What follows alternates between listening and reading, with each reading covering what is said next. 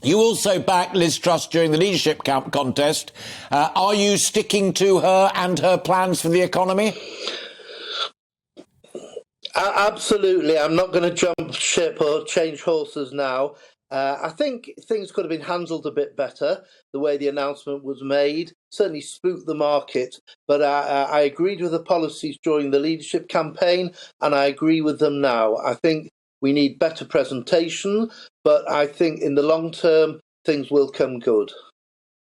Basic core message of stand on your own 2 feet. The state will take a little less of what you earn if you've got a job and are working your whatsits off. We want a smaller state. We want less spent on benefit. That's what she and Kwasi said in the budget. It's what Simon Clarke is talking about as the next chapter. That's your kind of conservatism.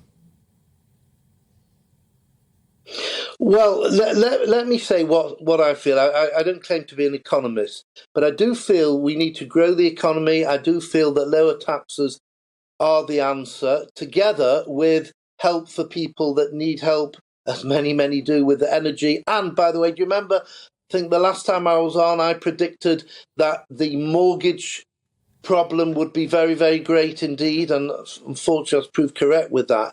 I think you've got to look at other places. During the leadership campaign, the Prime Minister was asked to give examples of other places where lower taxes have worked, and she gave an answer. Let me give an answer how I would have answered this. In Florida, where, by the way, my son lives, that it is against the state constitution to have state taxes. I think they're the only state in the USA that don't have state taxes. They raise the money other ways through fees and that.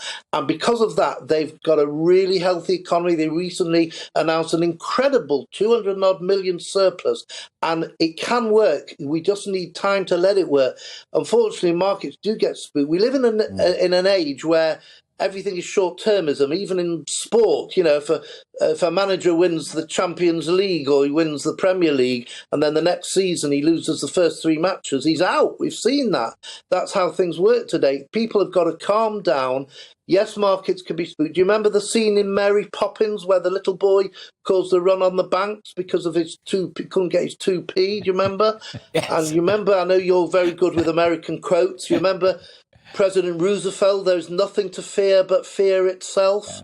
So my message to the, to the party, particularly my colleagues in Parliament, is calm down. There's not a general election for over another 2 years. I think things will come good.